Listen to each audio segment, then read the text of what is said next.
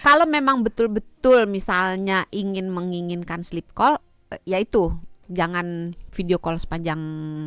Jadi mungkin video callnya setengah jam, habis itu voice call aja gitu. Iya. Terus misalnya jangan dilakukan setiap hari, misalnya hari Sabtu aja. Jadi kalaupun ngantuk ya nggak 7 hari berturut-turut kurang tidur gitu. Jadi ada aturan main yang bisa diambil sebagai jalan tengah. Nah, ini pertanyaan selanjutnya. Kapan sleep call ini masih tergolong wajar kalau menurut Dokter Santi, tidak berbahaya?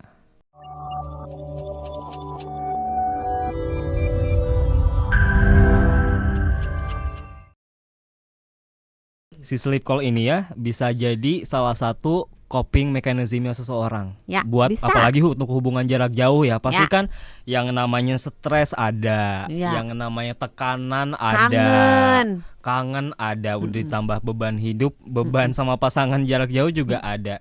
Ini kan jadi akhirnya jadi bingung juga ya. Di satu sisi bisa jadi mengurangi kualitas tidur karena jadi begadang, tapi di satu sisi juga itu jadi coping mechanism juga untuk kesehatan mental. Gimana nih, Dok? Makanya harus ditarik garis yang tegas gitu.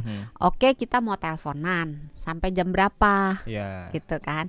Dan kan tidak baik kita mengorbankan kesehatan diri kita dan kesehatan pasangan. Akibat sleep call itu konsekuensi terhadap kondisi badan kita, kesehatan fisik dan mental itu erat gitu. Jadi jangan gara-gara kita kangen, kita pengen sleep call, tapi ujung-ujungnya akan merusak kedua belah pihak. Jadi kalau memang mau nelpon, ya nelponnya mungkin di jam makan siang. Kalau misalnya sama-sama sibuk, kan makan siang kita free kan, baik yang kuliah kan nggak mungkin kuliah di makan siang, dosennya juga mau makan soalnya. Tapi mungkin ini kali ya, Dok ya, anak-anak muda ini menganggap vibes-nya beda. Adrenalinnya bakalan beda kalau kita nelpon siang-siang sampai malam-malam di saat kita udah santai, udah nggak ngapa-ngapain lagi. Ya ditetapkan mau aturan mainnya mau jam berapa. Harus tegas ya. Iya. Mungkin sebagian orang akan menganggap Dokter Santi ribet gitu aja make diaturin. Justru itu jadi salah satu tanda buat membangun hubungan yang sehat juga ya, Dok ya. Iya, karena kan kita juga harus bertanggung jawab atas kesehatan badan kita dan kesehatan badan pasangan kita gitu. Jadi kan nggak mau dong nanti kemudian hari, karena kalau kurang tidur konsekuensinya bisa kena diabetes, kena penyakit jantung, stroke, nggak pasti kena, tapi resikonya meningkat, obesitas. Nah kan nggak mau dong kita sama-sama menua dengan penyakitan. Kalau memang mau hidup bersama dengan pasangannya di kemudian hari. Gitu. Tapi ya kalau toh alasan sleep call itu adalah sebagai coping mechanism untuk menghadapi kan banyak situasi coping mechanism mental yang lain. Iya, seperti meditasi sebelum tidur kan banyak juga ya, Dok ya. Nggak asik kalau meditasi. Meditasi kan sendiri. Meditasinya sambil video call, yuk kita video call. Cuman satu meditasi, situ meditasi gitu bisa kan? Ya, kalau memang betul-betul misalnya menginginkan sleep call, ya itu jangan video call sepanjang. Jadi mungkin video callnya setengah jam, habis itu voice call aja. Gitu. Terus misalnya jangan dilakukan setiap hari, misalnya hari Sabtu aja. Jadi kalaupun ngantuk ya nggak 7 hari berturut-turut kurang tidur gitu. Jadi ada aturan main yang bisa diambil sebagai jalan tengah. Nah, ini pertanyaan selanjutnya. Kapan sleep call ini masih tergolong wajar kalau menurut Dokter Santi, tidak berbahaya? Nggak ada sih Kak. Sleep call-nya itu jangan sampai sleep. Jangan sampai sleep, karena kalau sampai sleep bisa sampai jam 3, iya, sampai dan jam kan 4. Kembali lagi nggak cuman hormon melatonin aja, nggak cuma tidur aja, tapi juga telinga. Terus kemungkinan berbagai penyakit juga mengintai di balik aktivitas itu. Tanda-tanda nih kalau kita udah mulai kena dampak buruknya dari keseringan sleep call apa, Dok, kira-kira? Nah, susahnya dampak yang paling terasa itu adalah kurang tidur tadi, sleep deprivation.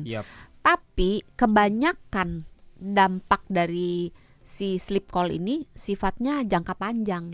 Jadi nggak bisa dalam jangka pendek ketahuan. Nggak kelihatan gitu. Karena misalnya kayak meningkatnya resiko kena diabetes, yaitu mungkin setelah bertahun-tahun dilakukan baru kena diabetes gitu. Jadi karena dampaknya banyak yang di jangka panjang, maka orang cenderung mengabaikan, alah gue tiap hari skip call, gue sehat-sehat aja gitu kan.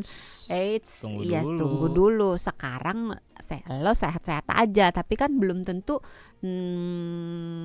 jeroannya nggak rusak. Nah, rusak yang pelan-pelan tapi pasti inilah yang sebenarnya harus diwaspadai oleh sebagian besar rakyat kita ini. Yang kalau dikasih tahu, kadang-kadang kalau aku baca gitu ya, misalnya kan banyak sekarang dokter yang juga influencer ya. Yep. Misalnya dokternya termasuk ngomong dokter apa Santi juga gitu kan. Dokternya ngomong apa gitu, nanti komennya di bawah, alah gue dari kecil begini sampai umur 20 masih sehat aja gitu. Jadi susah gitu karena efek-efek itu kan diakumulasi jangka panjang. Kayak misalnya ya itu yang dirasain Mas Sony kalau habis begadang, kepinginnya kan ngemil-ngemil yang asin-asin, yang manis-manis. Tadi Mas Jose juga udah mengakui waktu di yang gurih-gurih, yang garing-garing, keripik-keripik gitu. Nah itu aja udah menunjukkan bahwa sebenarnya kurang tidur, nggak sehat kan, karena dia memicu. Dan itu memang semua orang begitu. Tapi ya jangka pendek yang bisa kita rasain adalah kurang tidur aja itu bisa jadi alarm kan dok untuk terus jadi lemot. Baik-baik aja. Cobain kalau habis begadang suruh siaran yang rada mikir kayak berat gitu otak ya, kayak berkabut gitu. Iya ya, karena kurang tidur ya. Iya, jadi terus suka apa-apa lupa, apa-apa salah gitu. Terus kalau disuruh melakukan sesuatu yang membutuhkan proses berpikir, kita lebih lamban. Karena malas juga sih ya. Iya, bawaannya juga terus mau hidup sehat juga, coba udah begadang mau disuruh olahraga, mana mau, kepikiran juga enggak, ya kan? Kepikirannya tidur aja. Kepikirannya udah badannya lelah gitu. Kalau gitu apa dok ada nggak cara sehat untuk menjaga koneksi emosional dengan pasangan tanpa harus sleep call setiap malam? Nah ini membutuhkan kerjasama kedua belah pihak. Karena biasanya kalau hubungan jarak jauh itu dipenuhi dengan kecurigaan. Oh jelas. Ya kan. Sayang, kamu lagi di mana? Aku lagi di kantor. Bohong gitu kan.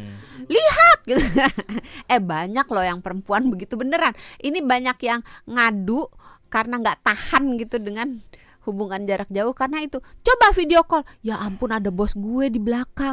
Nggak mau tahu gitu. Video call gitu. Sayang, kamu di mana sih? Kok nggak pulang-pulang? Iya kan? Kok aku nggak dikabarin? Iya, jadi memang butuh kedewasaan kedua belah pihak sih. Jadi yang dipercaya juga harus menjaga kepercayaannya gitu. Yang memberi kepercayaan juga harus menjaga kemampuan dia untuk percaya pada orang lain. Tapi sleep call ini bukan satu-satunya jalan dong, Lok. Enggak. Apalagi kalau misalkan nih alasannya, ya kan saya sama dia waktunya nggak ada terus nih, sibuk terus malam, jadi cuma malam doang. Semua orang punya 24 jam. Nggak ada loh orang yang gue punya 24, Mas Sony punyanya 25, Mas Jose punyanya 28. Nggak ada kan.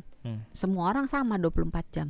Jadi bagaimana cara kita mengatur waktu yang menjadi masalah. Terus bagaimana kita merasa cukup. Karena kalau kita terutama hidup di zaman sekarang ya, ini jadi filosofis banget. Rasanya susah gitu mensyukuri apa yang kita punya karena kita selalu ngerasa nggak cukup gitu. Dikasih waktu pacaran 2 jam nggak cukup. Benar. Dikasih duit 200.000 nggak cukup. Dikasih 500 nggak cukup juga gitu. Jadi kita harus belajar mengerti batas di mana kita merasa cukup.